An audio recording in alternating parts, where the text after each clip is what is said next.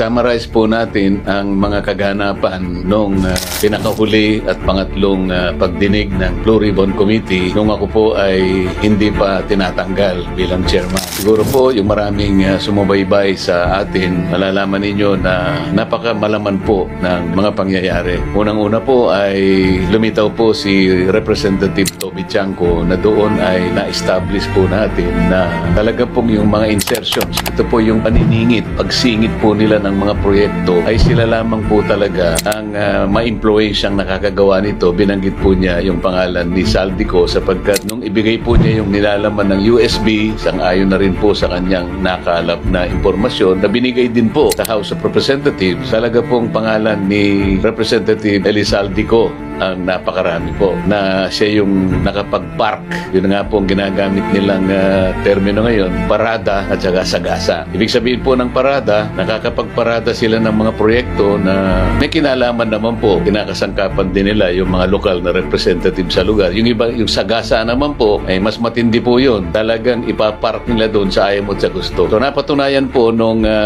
yan ay tinindigan po ng gobernador ng Mindoro Oriental, kung saan bali nagsanib po yung pagpapatotoo ni Representative Toby Chanco at saka si Gobernador Dolor ng Mindoro Oriental. Pagkatapos po niyan ay lumitaw po yung pagtatapat ng dalawang mag-asawa, itong mag-asawang Carly at Sara Diskaya. At yan naman po ay naging daan yung offer natin nung pangalawang pagdinig na kung saan po ay pinload natin yung idea na kung gusto po ninyong magtapat, tulungan na po ninyo kami para mas madali po ang aming trabaho at makakaasa po kayo na sa ilalim po ng Witness Protection Program. Kung inaakala po ninyong makakatulong kayo, may bibigay namin yung parang provisional immunity. Sa mga tweets, sila po ay kumagat doon at bago nga po nila ginawa yun ay sumulat sila sa akin para lang patunayan na gusto nila talaga na magsabi na ng totoo. Ganun po yung nangyari.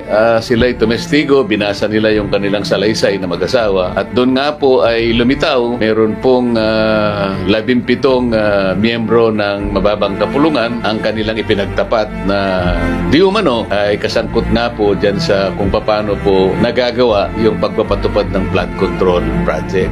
Nakapagpangalan din sila ng 10 iba't iba pang mga tao, karamihan po ay galing sa Department of Public Works at mga pribadong tao na nagkaugnay-ugnay sa ganitong gawain. Pagkatapos po niya, napansin din po ninyo yung isang kontraktor na nagpapahiram ng lisensya, ginagamit naman nila ang resources ng gobyerno. Dahil wala namang kumpanya yung district engineer, ang ginagamit niya mga tao ng gobyerno, mga makinarya ng gobyerno. Pero sa maraming pagkakataon, ay mga multong proyekto po na nagtuturuan po sila. Pero kahit sino pa yung nagsasabi ng totoo, sino nagsisinungaling, ang maliwanag po, talagang halos bilyong piso po ang nakulimbat nila. Yung iba po ay kanilang itinataya sa mga kasino. Nakuha po namin ng lahat ng records na ito. Kaya nga po yung isa ay na-contempt sapagkat sa harap po ng napakaraming ebidensya na tinatanggi pa niya at nagsisinungaling, gumamit pa po ng iba't ibang mga IDs para sa ganun ay maitago nila ang kanilang kagagawan. Naging malaman po at kami natutuwa na sa pangatlong pagdinig ay naging makabuluhan at very substantive po. Ang totoo niyan po ay baka hindi magtagal matapos namin ito. Ngunit sa kasamaang palad na sinasabi ko na po, marami po siguro yung nasaktan o maring naligalig, maring natakot kung nga po ay kanilang tinanggal bilang chairman ng Blue Ribbon Committee. Wala naman po tayong magagawa. Yan po yung